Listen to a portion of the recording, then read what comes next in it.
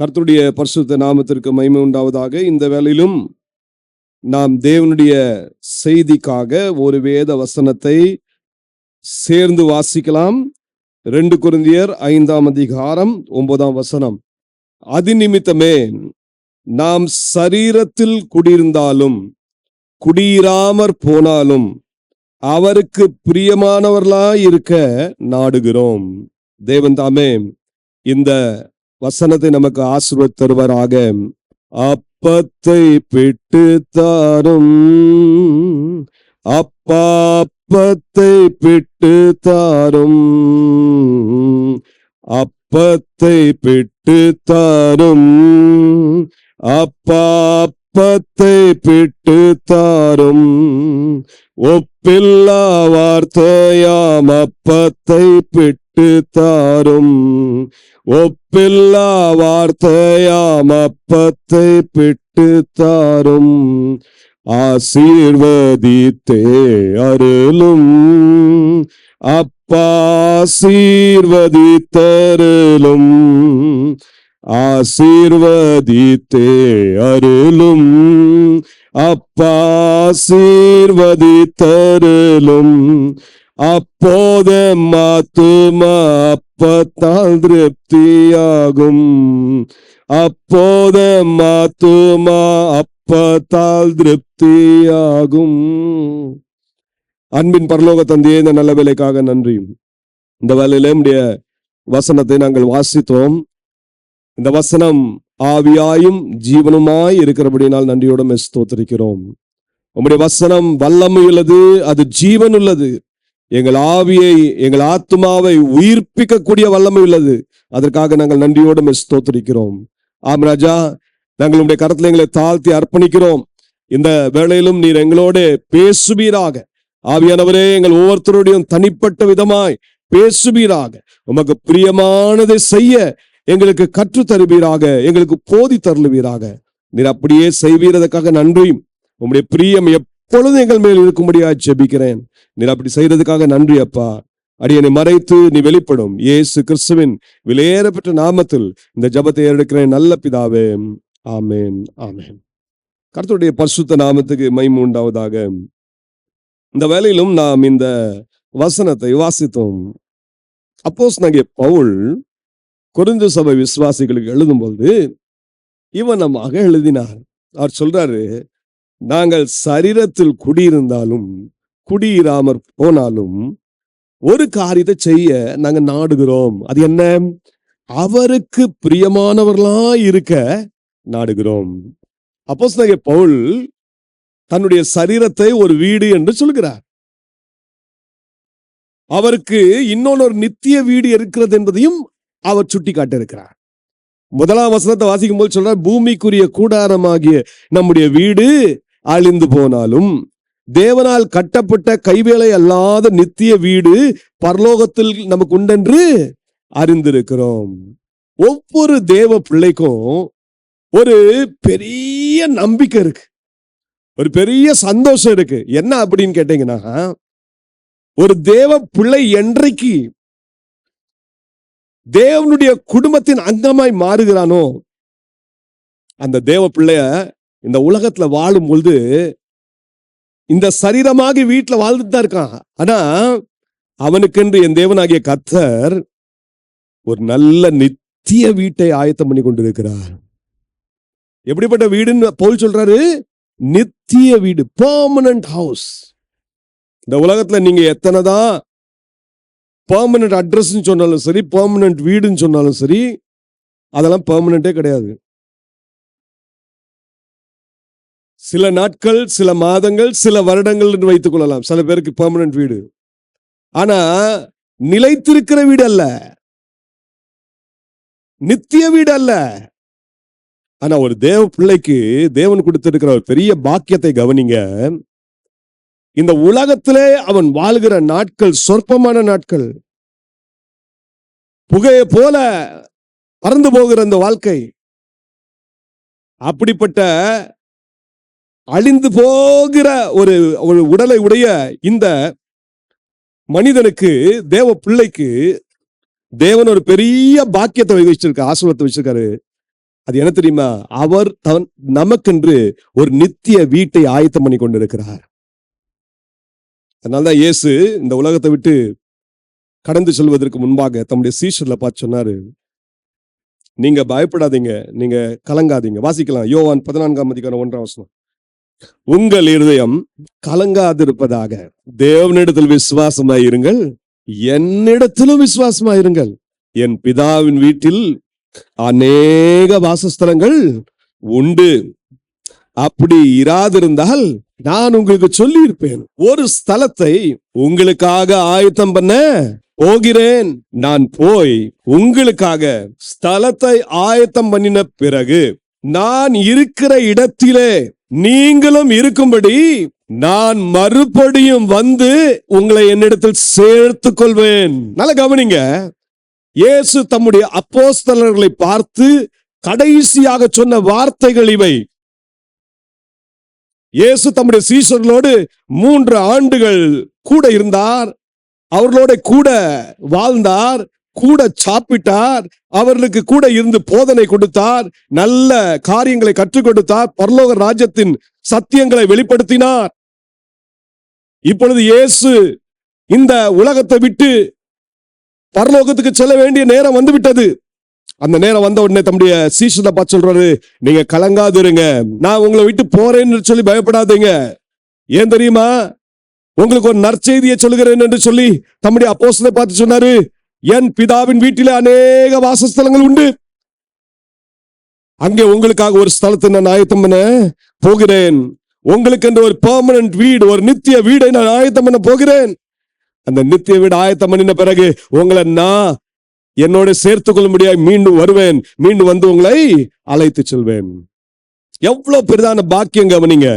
தேவ பிள்ளைகள் சந்தோஷமா இந்த உலகத்துல இந்த நம்பிக்கையோட வாழலாம்.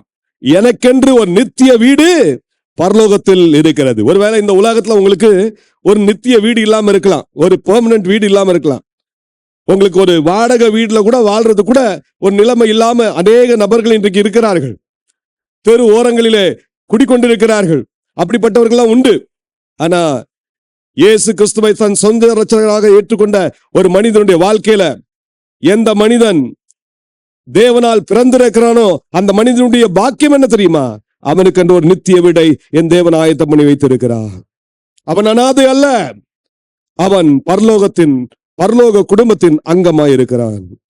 ஆகவேதான் அப்போஸ்தலர் பவுல் ரொம்ப சந்தோஷமா இதை சொல்லிட்ட பிறகு சொல்றாரு, இந்த சரீரத்துல நாங்கள் குடியிருந்தாலும் குடியிராமற் போனாலும், அப்படின்னா நாங்க இந்த உலகத்துல வாழ்ந்தாலும் மரித்தாலும் ஒண்ணு மட்டும் செய்ய விரும்புறோம் சொல்ற, ஒண்ணு மட்டும் செய்ய நாடுகிறோம்னா தீவிரமா அதுக்கு பின்னாடி ஓடுறது, அதை வாஞ்சிக்கிறது, அதை வாஞ்சித்து செயல்படுவது.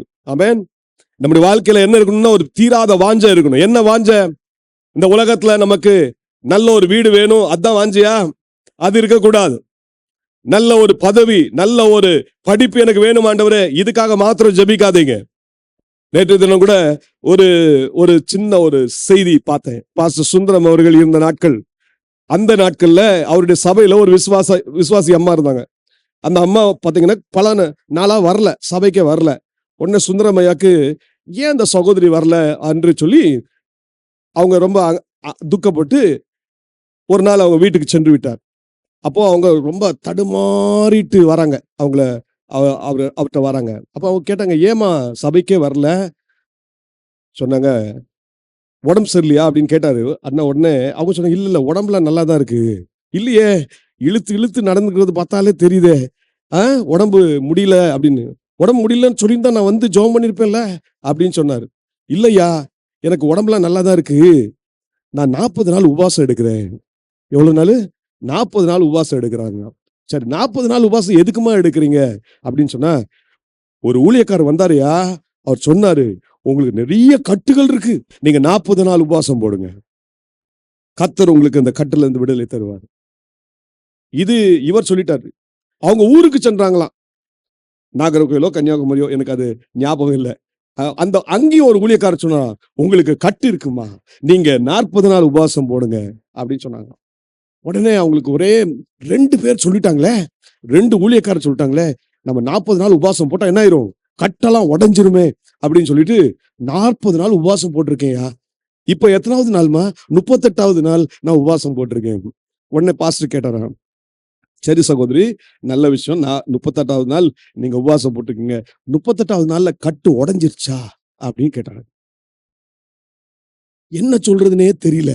கட்டு உடைஞ்சதுன்னு சொல்றதா, உடையலன்னு சொல்றதா, கட்டு உடைஞ்ச மாதிரி தெரியலையே. 38 நாளா கட்டு உடையணும், கட்டு உடையணும், கட்டு உடையணும். அதுக்காக ஜெபிச்சிருந்து அம்மா சொன்னாங்க, ஐயா தெரியலையா அப்படின்னு சொல்லிட்டு சொன்னாங்க. அப்பதான் பாஸ்டர் சொன்னாரா, ஏமா கட்டு உடையறதுக்காக 40 நாள் போட்டு உபவாசம் போட்டு ஜெபம் பண்ணீங்க? நிறைவே வாரும் என்று சொல்லி கூப்பிட்டு இருந்தீங்கன்னா குறைவு தானா போயிருக்கும் அல்லவா? இயேசுவே நீ வாரும், என் வீட்டுல வாரும், என் குடும்பத்துல வாரும், என்னோட இரும், என்னோட வாசம் செய்யும் நீங்க கேட்டிருந்தீங்கன்னா குறைவு தானாகவே போயிருக்குமே. இதுக்கு எதுக்கு 38 நாள் உபவாசம், எதுக்கு 40 நாள் உபவாசம்? எதுக்கு நான் சொல்றேன், இன்னைக்கு நம்ம நிறைய நேரங்களில் நம்ம எதுக்காக ஜெபம் பண்றோம், கட்டு உடையணும், கட்டு உடையணும், அல்ட்டா பதவி வேணும், போஸ்ட் வேணும், அல்லாட்டா எனக்கு நல்ல ஒரு வேலை வேணும், எனக்கு நல்ல வீடு வேணும், இதுக்கெல்லாம் 40 நாள் உபவாசம், இதுக்கெல்லாம் 3 நாள் உபவாசம். நம்ம ஒரே ஒரு காரியத்துக்காக அதிகமாக உபவாசம் போட்டு ஜெபம் பண்ணணும். என்ன தெரியுமா, ஆண்டவரே உமக்கு பிரியமா நடக்கிறது எப்படி அப்பா எனக்கு கற்றுத்தாரு, எனக்கு போதி தரணும். தாவீதை கேட்டு பாருங்க, அவர் சொல்வாரு, உமக்கு பிரியமானதை செய்ய எனக்கு கற்றுத்தாரும் தெய்வமே, உமக்கு பிரியமானதை செய்ய எனக்கு கற்றுத்தாரும் தெய்வமே, நீரே என் தேவன், நல்ல பரிசுத்த ஆவியானவர் செம்மையான வழியிலே நடத்த வேண்டுமே, செம்மையான வழியிலே நடத்த வேண்டுமே, மேக ஸ்தம்பமே, அக்னி ஸ்தம்பமே, தேற்றும் தெய்வமே, துணையாளரே, மேக ஸ்தம்பமே, அக்னி ஸ்தம்பமே, தேற்றும் தெய்வமே, துணையாளரே. நல்லா கவனிங்க, தாவீது பக்தன் கிட்ட கேட்டீங்கன்னா இப்படிதான் அவர் ஜெபம் பண்ணுவார், ஆண்டவரே உமக்கு பிரியமானது செய்ய எனக்கு போதி தரலும். பக்தன் மோசேட்ட போய் கேட்டு பாருங்க, அவர் என்ன சொல்லுவாரு. பக்தன் மோசே தன்னுடைய ஜபமாக விண்ணப்பமாக ஆண்டு சமூகத்துல வைக்கும் பொழுது அவர் சொல்றாரு, ஆண்டவரே உம்முடைய பிரியம் என் மேல் இருப்பதாக, உம்முடைய பிரியம் என் மேல் இருப்பதாக. நல்லா கவனிங்க, நம்முடைய நாட்கள் தேவனுடைய பிரியம் இல்லாம எத்தனையோ சமயங்கள் கடந்து போய்விட்டது. ஆனா நம்முடைய ஆசை வாஞ்சலம் என்னவா தெரியுமா இருக்கணும், ஆண்டவரே என் நாட்கள்ல நான் உம்மை துக்கப்படுத்தின என் நாட்கள் நான் போகட்டும், இனிமேல் தாவது நான் உமக்காக என்னவா வாழ்வேன், உமக்கு பிரியமான ஒரு வாழ்க்கை வாழ்வேன், எனக்கு அதுக்கு கிருபை தாங்கப்பா. அதனாலதான் மோசேக்கு தெரியும், நம்ம சொந்த முயற்சியில அவருக்கு பிரியமா வாழணும்னு நினைச்சா வாழவே முடியாது தெரியும். அதனால அவரு என்ன அழகா ஜெபம் பண்றாரு தெரியுமா, ஆண்டவரே என் நாட்களை இன்னும் அறிவை எனக்கு போதி தரலும். பாருங்க, என்ன திருப்பி கேட்கிறேன், என் நாட்களை இன்னும் அறிவை போதி தரலும். அது அப்படின்னா என்ன, Sunday Monday Tuesday Wednesday Thursday Friday Saturday அது என்றதா, ஜனவரி 1 2 3 4 5 6 7 8 நோ. நாட்களை என்ன அறிவுனா 24 மணிக்கு நேரம் தேவன் கொடுத்திருக்கிறார். அந்த 24 மணிக்கு நேரமும் தேகத்துல இருக்கும்போது ஆண்டுக்கு எப்படி பிரியமா வாழ்வது, என் தேவன் என்ன பார்த்தோன்னே பிரியப்படுற அளவுக்கு நான் எப்படி வாழ்வது, அதுக்கு என்ன தெரியுமா சொல்றாரு, போதி தரலும் சொல்லிட்டு சொல்றாரு, ஆண்டவரே காலையிலே நம்முடைய கிருபையினால திருப்தி ஆக்கும். எத்தனை அருமையான ஜபம் இது. ஒவ்வொரு நாளும் காலையில எழும்போது, ஆண்டவரே உம்முடைய கிருபையினால திருப்தி ஆக்கும்பா, இந்த நாள்ல நான் உம்மை துக்கப்படுத்த வாஞ்சிக்கல, நான் இன்றைக்கு உம்மை பிரியப்படுத்த வாஞ்சிக்கிறேன்ப்பா, எனக்கு கிருபை செய்யுங்க. இந்த உலகத்துல மனிதன் தனக்கு ஏதாவது ஒரு நன்மை பெறணும்னா மனிதனை பிரியப்படுத்தணும்னு எவ்வளவு பிரயாசம் எடுக்கிறான். ஒரு வேலை ஸ்தலத்தை பாருங்க, ப்ரொமோஷன் கிடைக்கணும்னா, அல்ட்ட அதிகாரிகள்கிட்ட நல்ல பேர் வாங்கணும்னா, அந்த அதிகாரிகளை பிரியப்படுத்தணும்னு பல முயற்சி எடுக்கிறான். மனிதனுக்கு முன்பாக அவங்க பிரியத்தை சம்பாதிப்பதற்கு மனிதன் பல பிரயாசங்கள் எடுக்கிறான். ஆனா எல்லாம் என்ன, அதெல்லாம் ஒரு டெம்பரரி தான். மனிதனுடைய பிரியத்தை சம்பாதிச்சு நீங்க என்ன சாதிக்க போறீங்க? மனிதனுடைய பிரியம் தேவையில்லைன்னு இல்ல, ஆனா அதுவே உங்க குறிக்கோளா இருக்கக்கூடாது. உங்க குறிக்கோள் என்னவா இருக்கணும் தெரியுமா? என் தேவனை எப்படி பிரியப்படுத்துவது, என்னை சிருஷ்டித்த ஆண்டவரை எப்படி பிரியப்படுத்துவது, எனக்காக ரத்தம் சிந்தின, எனக்காக ஜீவன் கொடுத்த கல்வாரி சிலுவையில ஒரு சொட்டு ரத்தம் கூட வைக்காம எனக்காக அப்படியே துடித்துடித்து எனக்காக பலியானாரே, அந்த இயேசுவுக்கு நான் எப்படி பிரியமா ஜீவிப்பது? தேவ பிள்ளைகளே, நம்முடைய வாழ்க்கையில இந்த வாஞ்சை இருக்கா? பவுல் சொல்றாரு, நான் நாடுகிறேன். இந்த தேகத்துல இருந்தாலும், தேகத்தை விட்டு பிரிந்தாலும் என் தேவனுக்கு பிரியமானவராய் இருக்க நான் நாடுகிறேன். இன்னைக்கு தேவ பிள்ளைகளை, நம்முடைய வாழ்க்கையில இந்த காரியத்துல நம்ம குறிக்கோளா இருப்போம். தேவனை எப்படி பிரியப்படுத்துவது? நீங்க இதை மட்டும் செஞ்சு பாருங்க. என் தேவன் தாமே என்ன தெரியுமா செய்வாரு? தம்முடைய கிருபையை அளவில்லாமல் ஊற்றுவார். அதோட நிக்க மாட்டாரு, மனிதனுடைய தயவையும் உங்களுக்கு பெற வைப்பார். அல்லேலூயா. இயேசுவானவர் தேவ கிருபையிலும் மனித தயவிலும் தேவ ஞானத்திலும் நாளுக்கு நாள் விருத்தி அடைந்தார். ஏன் தெரியுமா? ஒவ்வொரு நாளும் இயேசு மனிதனாய் வாழ்ந்த நாட்களிலே ஒவ்வொரு நாளும் பிதாவுக்கு பிரியமாய் ஜீவிப்பதை அவர் வாஞ்சித்தார், நாடினார், அதையே செய்தார். இன்னைக்கு நம்முடைய வாழ்க்கையில இந்த வாஞ்சை இருக்கா? இந்த உலகத்துல நீங்க எது சம்பாதித்து விட்டாலும் தேவனுடைய பிரியத்தை மாத்திரம் சம்பாதிக்கல. நான் ஒன்று சொல்லட்டும், உங்க வாழ்க்கை அது தோல்வியுள்ள வாழ்க்கை, அது குறைவுள்ள வாழ்க்கை.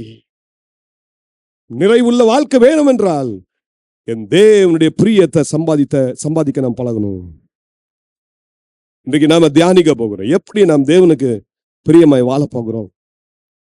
முதலாவது காரியம், என் தேவன் பரிசுத்தமான தேவன். அவர் மகா பரிசுத்தம் உள்ள தேவன், யாரும் காணக்கூடாத சுத்த கண்ணன். அப்படிப்பட்ட தேவன் நம்மகிட்ட என்ன விரும்புவார்? அவருடைய வாஞ்சை தான் என்ன? அவரை நம்ம பிரியப்படுத்துவதற்கு என்ன செலுத்தணும் அப்படின்னு கேட்டீங்கன்னா, ஒரு காரியத்தை நாம் கவனிக்க போகிறோம். எடுத்துக்கொள்ளுங்க, 1 தெசலோனிக்கர் 4ஆம் அதிகாரம் 3ஆம் வசனத்தை கவனிங்க. நீங்கள் பரிசுத்தம் உள்ளவர்களாக வேண்டும் என்பதே தேவனுடைய சித்தமாய் இருக்கிறது. ஆண்டவருடைய விருப்பம். சித்தம் என்று சொன்னா விருப்பம், ஆண்டவருடைய பிரியம். நம்மிடத்திலிருந்து தேவன் எதிர்பார்க்கிற காரியம் என்ன? பரிசுத்தம். சிந்தையிலே பரிசுத்தம், செயலிலே பரிசுத்தம். நல்ல கவனிங்க, தேவன் நமக்கு இந்த சரீரத்தை சுத்திகரித்து கொடுத்திருக்கிறார். இந்த சரீரம் ஒரு காலத்திலே பாவத்துக்கு அடிமையாய் இருந்தது, அக்கிரமம் செய்கிற சரீரமாய் இருந்தது. இந்த சரீரம் பிசாசின் அடிமைத்தனத்திலே இருந்தது. ஆனால் ஒரு நாள், என்றைக்கு நாம் இயேசுவை சந்தித்தோமோ, இயேசுவுக்கு நம்முடைய வாழ்க்கையை ஒப்பு கொடுத்தோமோ, இயேசுவே என் பாவத்துக்காக நான் மனம் வருந்துகிறேன், மனஸ்தாபப்படுகிறேன், என்னை பரிசுத்தப்படுத்தும் என்று சொல்லி அவரிடத்தில் அவருடைய இரத்தத்தினாலே நம்மை கழுவி சுத்திகரிக்கும்படியாக கெஞ்சினோமோ, அன்றைக்கே இயேசு நம்முடைய பாவத்தை நீக்கி சுத்திகரித்து நம்மை பரிசுத்தவான்களாய் மாற்றிவிட்டார். ஆகவேதான் நீங்கள் 1 கொரிந்தியர் அதனுடைய 6ஆம் அதிகாரம் 20ஆம் வசனத்தை வாசிக்கிறீங்க. கிரயத்துக்கு கொல்லப்பட்டீர்களே, ஆகையால் தேவனுக்கு உடையவைகளாகிய உங்கள் சரீரத்தினாலும் உங்கள் ஆவியினாலும் தேவனை மகிமைப்படுத்துங்கள். நீங்களும் நான் எதுக்கு கொல்லப்பட்டிருக்கோம்? கிரயத்துக்கு. அதாவது இயேசு நம்முடைய சரீரத்தை பாவத்தின் அடிமைத்தனத்திலிருந்து, சாபத்தின் அடிமைத்தனத்திலிருந்து மீட்டெடுக்கும்படியாய் கல்வாரி சிலுவையிலே ஒரு பெரிய விலைக்கிரயம் கொடுத்துட்டார். இரத்தம் சிந்துதல் இல்லாமல் பாவ மன்னிப்பு இல்லை. அப்படி என்றால் இயேசு தம்முடைய பரிசுத்த இரத்தத்தை நமக்காக சிந்தி நம்முடைய பாவத்தின் தோஷத்தை நீக்கிவிட்டார். நமக்கு பாவம் மன்னிப்பாகிய மீட்பை கொடுத்து விட்டார். நம்முடைய சரீரத்தை மீட்டெடுத்துட்டாரு. இப்ப மீட்டெடுத்து என்ன செஞ்சிட்டாரு? இப்ப பரிசுத்தமான சரீரத்தை நமக்கு கொடுத்திருக்கிறாரு. இந்த பரிசுத்தமான சரீரம், அதுக்குள்ள விசேஷித்த காரியம் என்ன அப்படின்னு கேட்டா, இந்த சரீரம் எப்படிப்பட்ட தெரியுமா? உங்கள் சரீரமானது நீங்கள் தேவனாலே பெற்றும் உங்களில் தங்கியும் இருக்கிற பரிசுத்த ஆவியினுடைய ஆலயமா இருக்கிறது என்றும் நீங்கள் உங்களுடையவர்கள் அல்லவென்றும் அறியீர்களா என்று அப்போஸ்தலனாகிய பவுல் கொரிந்து சபை விசுவாசியை பார்த்து கேட்கிறார். அப்படின்னா இந்த சரீரத்தை ஆண்டவராகிய இயேசு கிறிஸ்து தம்முடைய சொந்த இரத்தத்தினால் மீட்டெடுத்த பிறகு என்ன செய்துட்டார் தெரியுமா? இந்த சரீரத்தை பரிசுத்தப்படுத்தி இது தேவன் தங்கும் ஆலயமாய் மாற்றிவிட்டார். அல்லேலூயா.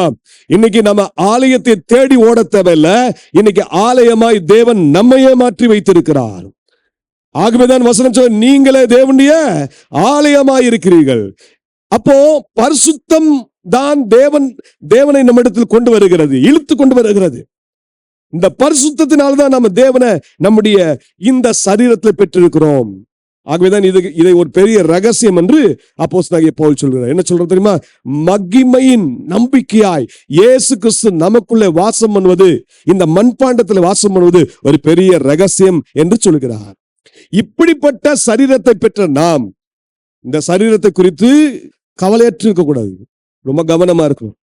இந்த சரீரம் என் தேவனால் பரிசுத்தமாக்கப்பட்டிருக்கு, இது தேவனுடைய ஆலயம் என்று தெரிஞ்சா நீங்க எப்பவுமே பரிசுத்தம் உள்ளவர்களாக வாழணும்னு வாஞ்சிக்கணும். அதுக்காக நீங்க நாடணும். அப்போ நாம் இந்த உலகத்துல பரிசுத்தமாய் வாழ்வதற்காக நாம் அதிகமாக பிரயாசங்களை எடுக்க வேண்டும். அப்போ இந்த சரீரத்தை, பரிசுத்தமான சரீரத்தை கெடுப்பதற்கு பிசாசு என்ன செய்யறான்? பலவிதமான சோதனைகளையும் பரீட்சைகளையும் கொண்டு வருகிறார். இன்றைக்கு நம்முடைய வாழ்க்கையில கண்களின் இச்சை ஒரு பெரிய நமக்கு சவாலா இருக்கிறது. இந்த கண்களின் இச்சை, மாம்சத்தின் இச்சை, ஜீவனத்தின் பெருமை, இது மூன்றுமே என்ன செய்யுதுன்னு கேட்டா நம்முடைய சரீரத்தை தீட்டுப்படுத்துகிறது, நம்முடைய பரிசுத்தத்தை கெடுக்கிறது. ரொம்ப கவனமா இருக்கணும். இந்த சரீரத்தை நீங்க காத்துக்கொள்ளனா நீங்க தேவனுக்கு பிரியமா வாழவே முடியாது. இந்த சரீரத்தை காத்துக்கொள்ள அதிகமான ஜாக்கிரதை எடுக்கணும். அதனால்தான் வேதம் சொல்லுது, உன் இருதயத்தை ஜாக்கிரதையாய் காத்துக்கொள், உன் வாயை ஜாக்கிரதையாய் காத்துக்கொள், உன்னுடைய பேச்சை கவனமா பண்ணு. ஏன் தெரியுமா? இதெல்லாம் கவனமா பார்த்துக்கலனா இது நம்முடைய சரீரத்தை என்ன செஞ்சிரும்? கெடுத்துரும், தீட்டுப்படுத்திரும். தேவன் என்ன தெரியுமா விரும்புறார்? பரிசுத்தத்தை நம்மிடத்துல இருந்து விரும்புறார். ஏன்னா அவர் பரிசுத்தர். ஆகவே நம்முடைய நடக்கைகள் எல்லாவற்றிலும் பரிசுத்தமா இருக்க வேண்டும் என்று ஆண்டவர் வாஞ்சிக்கிறார். தேவன் நம்ம அசுத்தத்திற்கு அழைக்கவே இல்லை, நம்ம பரிசுத்தத்துக்கு தான் அழைத்திருக்கிறார். ஆகவே நம்முடைய வாழ்க்கையில மிக கவனமா நம்ம பார்க்க வேண்டியது, சரீரத்தை தீட்டுப்படாதபடிக்கு நான் எவ்வாறாக பார்த்துக்கொள்ள வேண்டும். சில நேரங்கள சரீரத்தை எதனால நம்ம தீட்டுப்படுத்துறோம்னா நம்முடைய ஆகாரத்தினாலே, போஜனத்தினாலே கூட தீட்டுப்படுத்தி விடுகிறோம். தானியேல் கூட சேர்ந்து மற்ற அவருடைய 3 நண்பர்களுக்கும் இந்த பிரச்சனை வந்தது. அடிமைகளாய் அவர்கள் பாபிலோன் தேசத்துல போனாங்க. ஆனா அங்க அடிமைகளா வாழும்போது ஒரு பெரிய சோதனை அவங்களுக்கு வருது. என்ன சோதனை? நேபுகாத்நேச்சார் என்ன சொல்லிட்டார்? அவங்கள பராமரிக்கிற அதிகாரிகிட்ட சொல்லிட்டாரு, நீங்க இவர்களுக்கு நல்ல சாப்பாடு கொடுங்க, நல்ல சாப்பாடு. அது கூட எந்த சாப்பாடு கொடுக்கணும்? என் அரண்மனையிலிருந்து வர்ற சாப்பாடை கொடுக்கணும் அப்படின்னு சொல்லிட்டாரு. அந்த சாப்பாடை இவங்களுக்கு கொடுக்கணும்னு சொன்ன உடனே தானியேலுக்கு ரொம்ப சலசலப்பு ஏற்படுது. ஏன் அப்படி சலசலப்பு ஏற்படுதுன்னு கேட்டீங்கன்னா, இந்த பாபிலோன் அரசன் தன்னுடைய போஜனத்தை கொடுக்கத்தானா என்ன அர்த்தம்? முதல்ல அதை எங்க படைப்பான்? தன்னுடைய அந்த விக்கிரகத்துக்கு படைப்பான், தான் வணங்குற கடவுளுக்கு படைப்பான். அதை படைச்சுதான் கொடுப்பான். இத நன்றாக அறிந்திருந்தவர் யார்? தானியேல் நன்றாக அறிந்திருந்தார். இவன் பாருங்க, அவருக்கு ஒரு பெரிய சவால், இந்த சாப்பாடை சாப்பிடலாமா வேண்டாமா? அப்போ அவர் ஒரு தீர்மானம் எடுக்கிறார். பாருங்க என்ன தீர்மானம் எடுக்கிறார்? தானியேலின் புத்தகம் 1ஆம் அதிகாரம் 8ஆம் வசனத்தை வாசிங்க. தானியேல் ராஜாவின் போஜனத்தினாலும் அவர் பானம் பண்ணும் திராட்சை ரசத்தினாலும் தன்னை தீட்டுப்படுத்தலாகாதென்று தன் இருதயத்தில் தீர்மானம் பண்ணிக்கொண்டு தன்னை தீட்டுப்படுத்தாதபடி பிரதானிகளின் தலைவனிடத்தில் வேண்டிக் கொண்டான். முதல்ல அவன் ஒரு தீர்மானம் எடுக்கிறான். என்ன தீர்மானம்னா, நான் ராஜாவின் போஜனத்தினால என்னை தீட்டுப்படுத்த மாட்டேன், என் சரீரத்தை பரிசுத்த குலைச்சலாக்க நான் விரும்பல. பரிசுத்தமா வாழ்வதற்கு முதல்ல உங்களுக்கு ஒரு தீர்மானம் எடுக்க பழகணும். தேவன் நம்மை அசுத்தத்திற்கு என்று அழைக்கல, பரிசுத்தத்துக்கு என்று தான் அழைத்து இருக்கிறார். நம்முடைய ஒவ்வொரு கிரியைகளும் செயல்பாடுகளும் பரிசுத்தமாய் இருக்கணும். நம்முடைய சிந்தை பரிசுத்தமா இருக்கணும், நம்முடைய பேச்சுக்கள் பரிசுத்தமா இருக்கணும், நம்முடைய நடக்கைகள் பரிசுத்தமா இருக்கணும். அப்படின்னா முதல் நம்ம ரொம்ப கவனிக்க வேண்டிய காரியம், நான் என்ன தீர்மானம் எடுக்கிறேன். தானியேலுடைய பரிசுத்த ஜீவியத்தை எந்த போஜனமும் தீட்டுப்படுத்த முடியவில்லை. அதற்கு காரணம், தானியேல் ஒரு நல்ல தீர்மானம் எடுத்தார். என் தேவன் இதை நம்மிடத்திலிருந்து எதிர்பார்க்கிறார். பரிசுத்தப்படுத்தினார், உண்மைதான். இயேசு தம்முடைய இரத்தத்தினால் நம்மை கழுவி சுத்திகரித்தார், உண்மைதான்.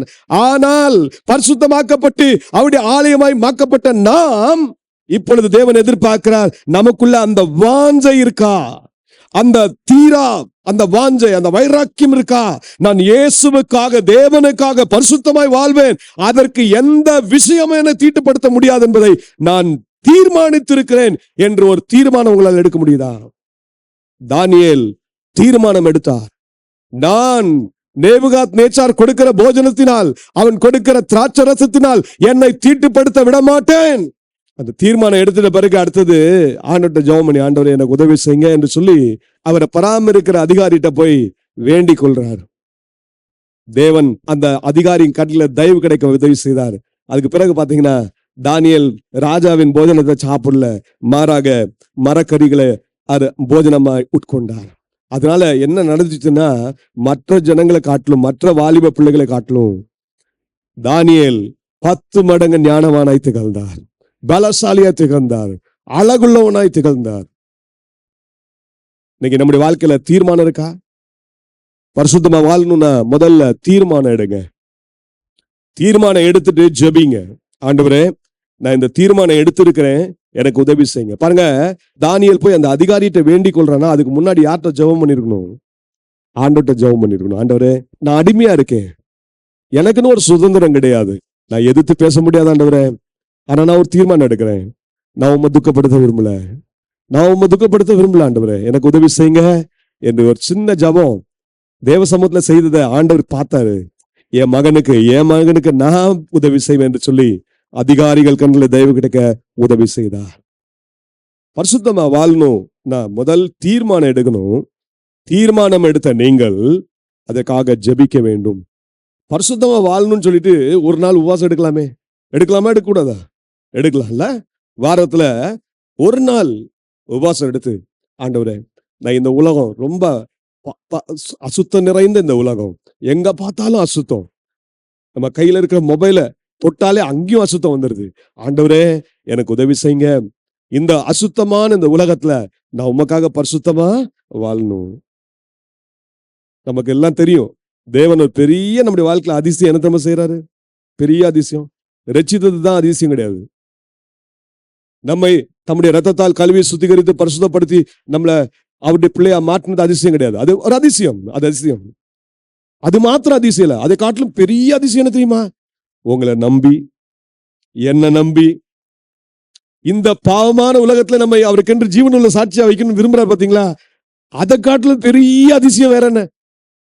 அப்போ அவர் இந்த வாஞ்சையை நம்ம மேல வச்சிருக்காருல, சொல்றார், நீங்கள் தான் எனக்கு ஜீவனுள்ள சாட்சிகள் அப்படின்னு சொல்றாருல, நீங்க தான் எனக்கு நடமாடு நிருபம் அப்படின்னு சொல்றாருல. அப்படின்னா அவருடைய ஆசை வாஞ்சையை நிறைவேற்றுவதற்கு என்ன செய்யணும்? ஜெபிக்கணும். ஆண்டவரே எனக்கு கிருபை தாங்க, எனக்கு கிருபை தாங்க, பரிசுத்தமா வாழ்வதற்கு எனக்கு கிருபை தாங்க அப்படின்னு ஜெபிச்சு பாருங்க, கர்த்தர் நிச்சயம் கிருபை செய்வார். அதோட நின்று விடாதீங்க. மூன்றாவது ஒரு காரியத்தை சொல்றேன். தீர்மானம் எடுங்க, ஜெபிங்க. பரிசுத்த கேடான காரியம் நம்முடைய வாழ்க்கையில வருதா?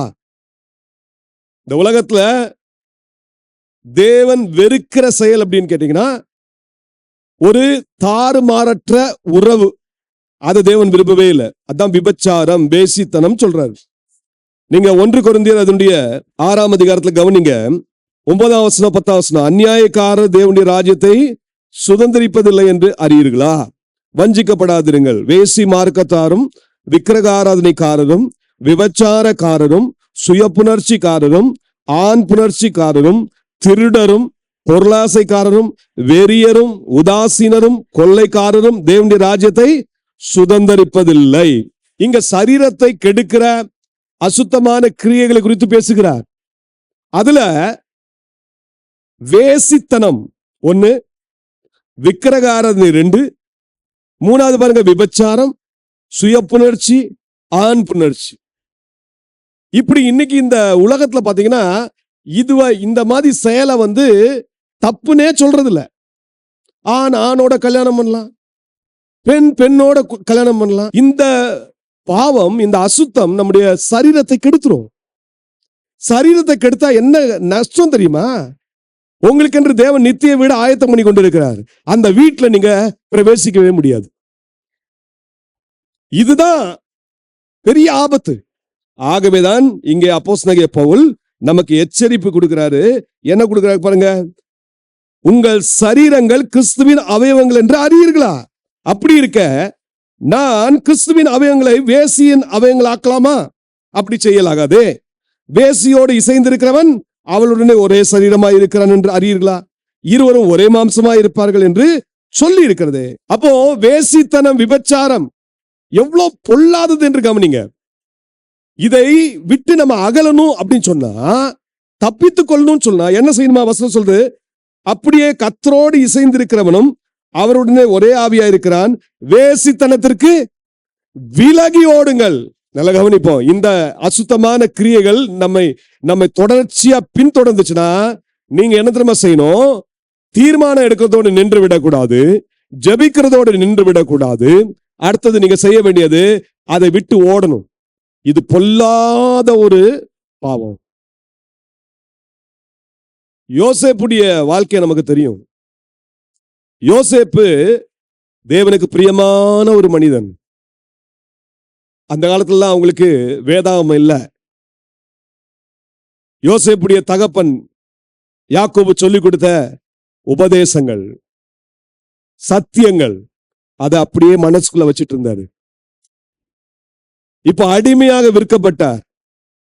எகிப்து தேசத்திலே இப்போ போத்திபார் உடைய வீட்டிலே அடிமையா இருக்காரு.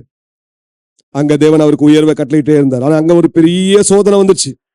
போத்திபாரின் மனைவியே இவன் மேல அவர் கண் வச்சுட்டா. தவறான உறவுக்கு கூப்பிடுறா. நீ என்னோட வா அப்படின்னு சொல்லி கூப்பிடுறா. ஆனா யோசேப்புடைய நல்ல தீர்மானத்தோடு நிக்கல, ஜபத்தோடு நிக்கல. தன்னை தவறான உறவுக்கு கூப்பிடும்போது சொல்றாரு, என் தேவனுக்கு விரோதமாய் பாவம் செய்வது எப்படி? ஆகவே அதை சொல்லிட்டு என்ன தெரியுமா செஞ்சிட்டாரு? அவ யோசேப்புடைய வஸ்திரத்தை பிடிச்சா, அந்த வஸ்திரத்தை கூட விட்டுட்டு ஒரே ஓட்டமா ஓடிட்டாரு. அங்க நிக்கல. எப்பவுமே இப்படிப்பட்ட பாவங்களுக்கு விலகி ஓடணும், யாரும் அங்க நிக்க கூடாது. இப்ப நமக்கு விபச்சாரம், வேசித்தனம் இதெல்லாம் எங்க வருது? கையில மொபைல்லயே வந்துருச்சு, நம்ம டிவியில வருது, நம்முடைய கம்ப்யூட்டர்ல வந்துருச்சு.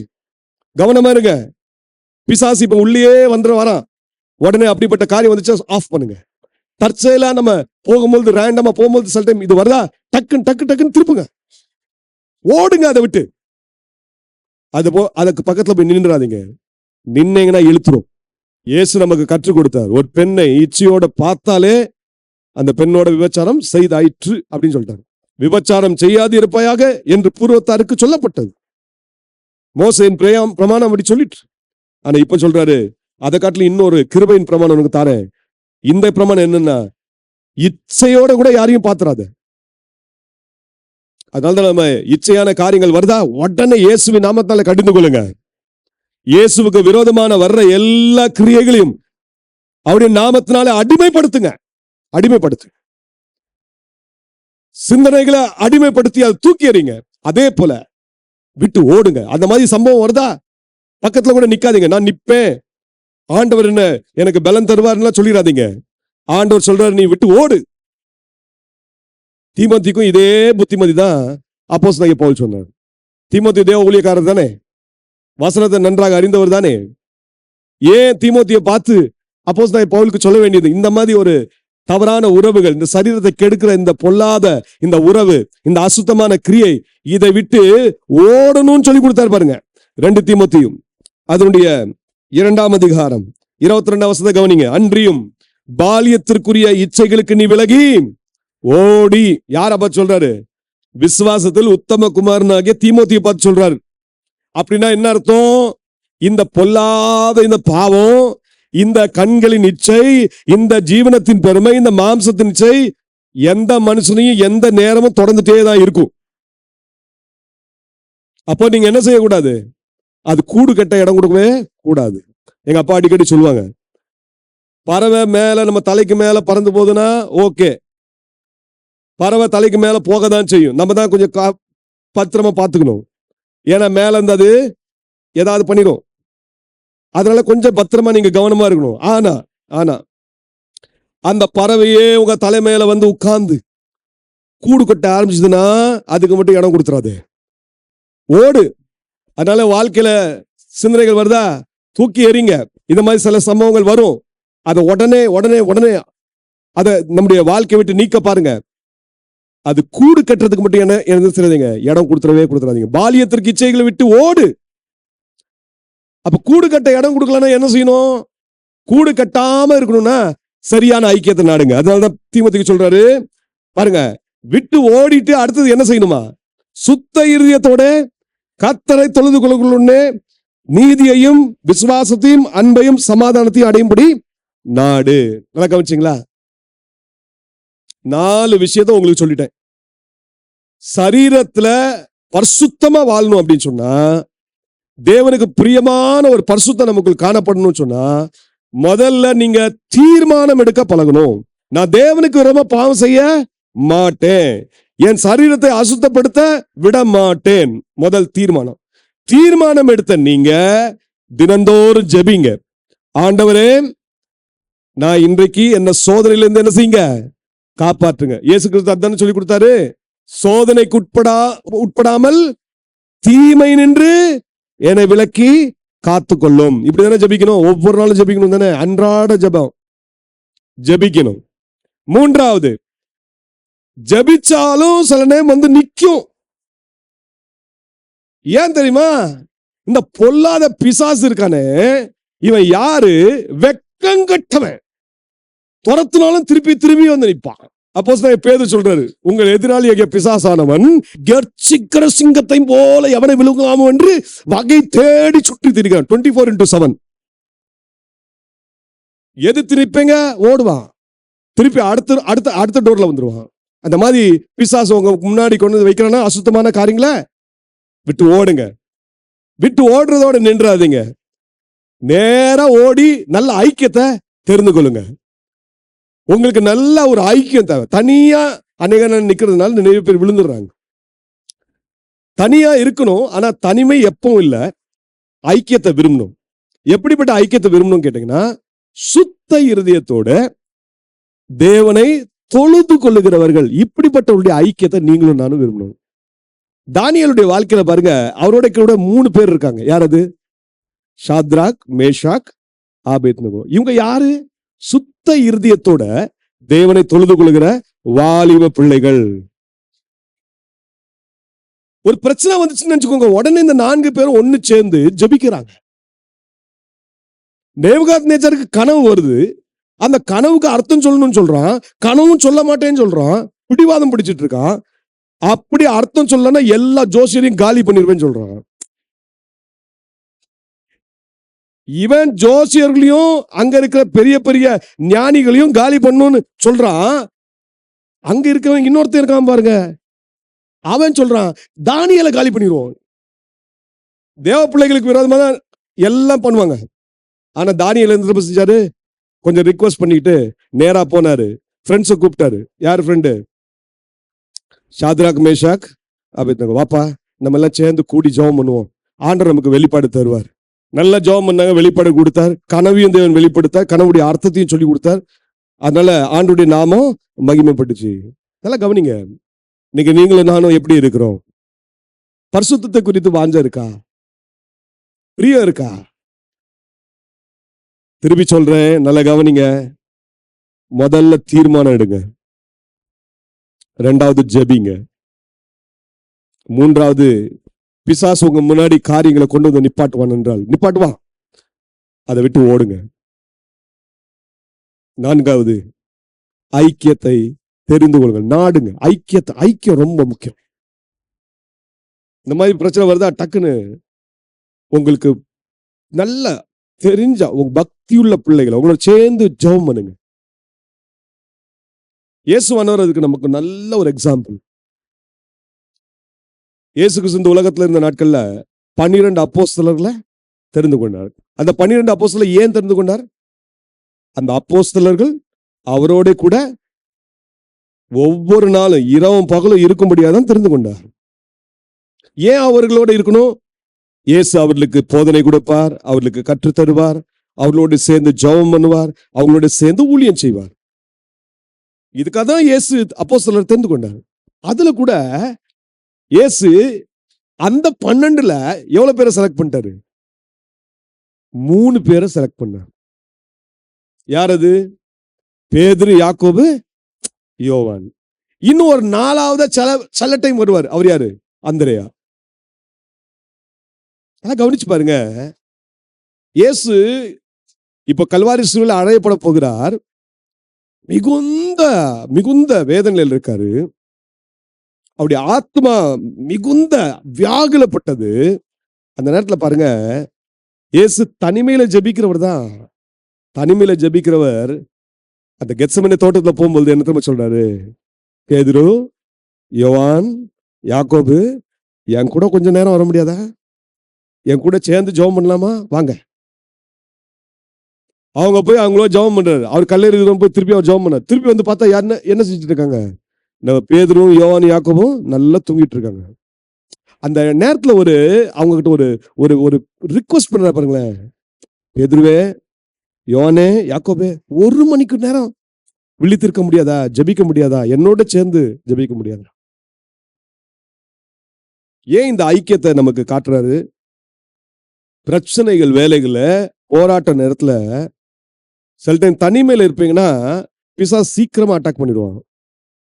ஆனா தேவ பிள்ளைகளோட சுத்தமுள்ள இருதயத்தோடு தேவனை தேடுகிற பிள்ளைகளோட சேர்ந்து நீங்க ஐக்கியம் வைத்துக் கொண்டு நீங்க உங்களுடைய காரியங்களுக்காக ஜெபிப்பீர்கள் என்றால் நிச்சயம் சொல்வேன், தேவன் ஒரு வெற்றியை தருவார். பரிசுத்தமா வாழ்வது நம்முடைய ஆசையும் வாஞ்சியுமா இருக்கணும். ஏன்னா பரிசுத்தம் இல்லாமல் ஒருவனும் தேவனை தரிசிக்கவும் முடியாது, தேவனுடைய ராஜ்யத்துல பிரவேசிக்கவும் முடியாது. இன்னைக்கு நம்முடைய வாழ்க்கை எப்படி இருக்கு? ஆண்டவர் சமூகத்துல நம்ம ஜெபிக்கிறோமா? ஆண்டவரே, எனக்கு இந்த பரிசுத்தம் தேவை என்று கேட்கிறோமா? சோ பரிசுத்தத்துக்காக அதிகமாக வாஞ்சியுங்கள், அதை நாடுங்கள். 2வது ரொம்ப முக்கியமான காரியம் கவனிங்க. அது என்ன அப்படின்னு சொன்னா, தேவன் நமக்கு ஒரு மகா பரிசுத்தமான விசுவாசத்தை கொடுத்திருக்கிறார். இல்ல, இயேசு கிறிஸ்துவை குறித்து சொல்லும்போது அவர் விசுவாசத்தை துவக்குகிறவரும் முடிக்கிறவருமாய் இருக்கிறவர் என்று சொல்லப்பட்டிருக்கு. அதாவது he is the author and perfecter of our faith. நம்முடைய விசுவாசத்துக்கு உருவாக்குகிறவரும் அதை பூர்ணப்படுத்துகிறவரும் இயேசுதான். இயேசுவை நம்ம ஏற்றுக்கொள்ளும் பொழுது நமக்கு ஒரு விசுவாசம் கொடுக்கப்படுகிறது. அந்த விசுவாசம் பொதுவான விசுவாசம் அல்ல, அது உலகத்தில் இருக்கிற மற்ற மனிதர்கிட்ட காணப்படுகிற விசுவாசம் அல்ல. அந்த விசுவாசத்துக்கு யூதா என்ன பெயர் வைக்கிறார் என்றால் மகா பரிசுத்தமான விசுவாசம். இது நமக்கு ஒப்புவிக்கப்பட்டிருக்கிறது. நான் தேவன் நமக்கு கொடுத்திருக்கிற காரியங்களை வைத்துதான் உங்களோட பேசிக் கொண்டிருக்கிறேன். தேவன் நம்மை அவருக்கு பிரியமாய் வாழணும்னு வாஞ்சிக்கிறாரு. எதை வைத்து? அவன் நமக்கிட்ட கொடுத்திருக்கிறார். பரிசுத்தத்தை அவர் தான் கொடுத்தாரு. ஆகவேதான் நமக்கிட்ட பரிசுத்தமா வாழணும்னு சொல்றாரு. அடுத்தது இன்னொன்னு கொடுத்திருக்கிறாரு. அது என்ன? விசுவாசம். யூதா 3ஆம் வசனத்தை வாசிக்கலாமா? பிரியமானவர்களே, பொதுவான இரட்சிப்பை குறித்து உங்களுக்கு எழுதும்படி நான் மிகவும் கருத்துள்ளவனாய் இருக்கையில் பரிசுத்தவான்களுக்கு ஒரு விசை ஒப்பு கொடுக்கப்பட்ட விசுவாசத்திற்காக நீங்கள் தைரியமாய் போராட வேண்டும் என்று உங்களுக்கு எழுதி உணர்த்துவது எனக்கு அவசியமாய் கண்டது. அப்போஸ்தலனாகிய யூதா ஒரு மிக முக்கியமான விஷயத்தை நமக்கு கோடிட்டு காட்டுகிறார். என்ன அது? பரிசுத்தவான்களுக்கு என்று தேவன் ஒரு விசுவாசத்தை ஒப்பு கொடுத்திருக்கிறார். அந்த விசுவாசம் பேர் தான் மகா பரிசுத்தமான விசுவாசம். சரி, இந்த மகா பரிசுத்தமான விசுவாசத்தை நாம் பெற்றோமே, நம்ம இப்ப எப்படி வாழ்றோம் தெரியுமா? பவுல் சொல்லி தருவார். இதே 2 கொரிந்தியர் 5ஆம் அதிகாரம் 6ஆம் வசனத்தை வாசிங்க. நாம் தரிசித்து நடவாமல் விசுவாசித்து நடக்கிறோம். நம்மளாம் எப்படிங்க நடக்கிறோம்? விசுவாசித்து தான் நடக்கிறோம். உலகத்துல இருக்கவங்களுக்கு எல்லாம் ஒரு பொதுவான விசுவாசம் இருக்கு. அவங்களாம் கொஞ்சம் தரிசித்து தான் நடப்பாங்க. இப்படி சொன்னா ஓகே, அப்பதான் நம்புவாங்க. நமக்கு அப்படி இல்ல. தேவன் மகா பரிசுத்தமான விசுவாசத்தை கொடுத்திருக்கிறார். அப்போ நாம் தரிசித்து நடவாமல் விசுவாசித்து நடக்கிறோம். நான் விசுவாசி சொல்லிக்கிட்டு விசுவாச ஜீவியம் செய்யாதவன் பிரச்சனையே கிடையாது, போராட்டமே கிடையாது. ஆனா நீங்க விசுவாசத்துல நடக்கணும்னு ஆரம்பிச்சுட்டீங்கன்னா நிச்சயம் என்ன வரும் சொல்லுங்க? போராட்டம் வரும். அதான் நம்ம அப்போஸ்தலனாகிய பவுல் சொன்னார் பாத்தீங்களா, நாங்கள் விசுவாசித்து நடக்கிறோம். நாங்க தரிசித்து நடவாமல் விசுவாசித்து நடக்கிறோம். அப்போ அப்போஸ்தலனாகிய பவுலுக்கு போராட்டம் வரலையா? வந்துச்சு. விசுவாசத்தினால நிறைய போராட்டம், நிறைய காரியங்கள் அவர் அடிபட்டார், உதப்பட்டார், அவமானப்படுத்தப்பட்டார். இயேசுவின் உபதேசத்தை சொல்லும்போது எத்தனை பாடுகள். அந்த பாடுகள்லாம் சகிச்சிட்ட பிறகு தீமோத்திக்கு தான் எழுதுறாரு. தீமோத்திவே, நல்ல போராட்டத்தை போராடினேன், ஓட்டத்தை முடித்தேன். எதை காத்துக்கொண்டேன்? விசுவாசத்தை காத்துக்கொண்டேன். ஏன்னா நான் நடக்கிறது எப்படி? விசுவாசத்துல. அப்போ விசுவாசத்துல நடக்கும்போது போராட்டம் நிச்சயம் வரும். அந்த போராட்டத்தை அப்போஸ்தலனாகிய பவுல் என்ன போராட்டமா மாத்திக்கிட்டாரு? நல்ல போராட்டமா மாத்திட்டாரு. இப்போ தேவனுக்கு நம்ம பிரியமா நடக்கணும்னா விசுவாச ஜீவியம் மிக மிக மிக அவசியம். அதனாலதான் யூதா சொல்றாரு, உங்களுக்கு ஒரு விஷயம் ஒப்பு கொடுக்கப்பட்ட அந்த விசுவாசத்தை நீங்க போராடணும். போராடுவதற்காக அவர் அழைக்கிறார். நம்ம விசுவாச ஜீவியம் அது போராட்டம் நிறைந்ததா இருந்தாலும் அது நமக்கு நிறைய விஷயத்தை கற்றுத்தரும். பரலோகத்தின் சத்தியத்தை கற்றுத்தரும். பரலோகத்தின் தேவனின் சாயல்ல நம்மை உருவாக்கும். மறந்துடாதீங்க, உங்களுடைய உள்ளான மனிதன் நாளுக்கு நாள் அந்த மனிதன் புதிதாக்கப்பட்டு தேவ சாயலை தரித்துக் கொள்வான். விசுவாசம் மிக மிக அவசியம். அப்போ விசுவாசம் இல்லாமல் ஒருவனும் தேவன் என்ன செய்ய முடியாது? பிரியப்படுத்தவே முடியாது, தரிசிக்க முடியாதுல. பரிசுத்தம் இல்லாமல் ஒருவனும் தேவனை தரிசிக்க முடியாது. ஆனா விசுவாசம் இல்லாமல் ஒருவனும் தேவனை பிரியப்படுத்த முடியாது. எபிரேயர் 11ஆம் அதிகாரம் 6ஆம் வசனம், எல்லாருக்கும் தெரிஞ்ச வசனம், வாசிங்க பார்க்கலாம். விசுவாசம் இல்லாமல் தேவனுக்கு பிரியமாயிருப்பது கூடாத காரியம். ஏனென்றால் தேவனிடத்தில் சேருகிறவன் அவர் உண்டென்றும் அவர் தம்மை தேடுகிறவர்களுக்கு பலன் அளிக்கிறவர் என்றும் விசுவாசிக்க வேண்டும். நல்ல கவனிப்போம். விசுவாசம் இல்லாம நீங்க ஆண்டவரை பிரியப்படுத்தவே முடியாது. இன்னைக்கு தேவன் நம்ம கொடுத்திருக்க விசுவாசத்தினாலே நீங்க என்ன செய்யணும்? அநேக போராட்டங்களை நீங்க போராடி நீங்க முன்னேறுகிற பிள்ளைகளா இருக்கணும். எபிரேயர் 11ஆம் அதிகாரத்தில் லிஸ்ட பாருங்க. நீங்க விசுவாசத்தினாலே என்னென்ன கிரியைகள் செய்யணும் என்று சொல்லி அங்க சொல்லப்பட்டிருக்கிறது. முதல்ல வாங்க, விசுவாசத்தினாலே ஆபேல் என்ன செஞ்சாருங்க? மேன்மையான பலியை செலுத்தினார். நம்ம வாழ்க்கையில பலி செலுத்துவது ரொம்ப ரொம்ப அவசியம். ஆனா எப்படி செலுத்தணும்? விசுவாசத்தினாலே செலுத்தணும். அப்போ பலி செலுத்தும் போது விசுவாசத்தோடு செலுத்தும் போது ஆண்டவர் பிரியப்படுவார். அதே போல ஏனோக்கு கவனிங்க. விசுவாசத்தினாலே ஏனோக்கு மரணத்தையே காணாம எடுத்துக்கொள்ளப்பட்டார். ஏன் தெரியுமா? அவர் இந்த உலகத்துல வாழும் பொழுது தேவனுக்கு பிரியமானவன் என்று சாட்சியும் பெற்றார். அப்ப இந்த உலகத்துல அவர் எப்படி வாழ்ந்தாரு? ஏனோக்கு தேவனுக்கு பிரியமான ஒரு மனுஷனா வாழ்ந்தாரு. விசுவாசத்தினாலே நோவா, ஆண்டவர் ஒரு பெரிய ஆபத்து வரப்போது, ஒரு பெரிய ஃப்ளட் வரப்போதுன்னு சொன்னாரு. அதை குறித்து எச்சரிக்கப்பட்டவராய் ஜனங்களை எச்சரித்தார். அவர் தன்னை ஆயத்தப்படுத்தி கொண்டார். தேவனுடைய வார்த்தைக்கு கீழ்ப்படிஞ்சார். மழையே பார்க்காத நோவா விசுவாசத்தினாலே பேழையை உண்டு பண்ணினார்.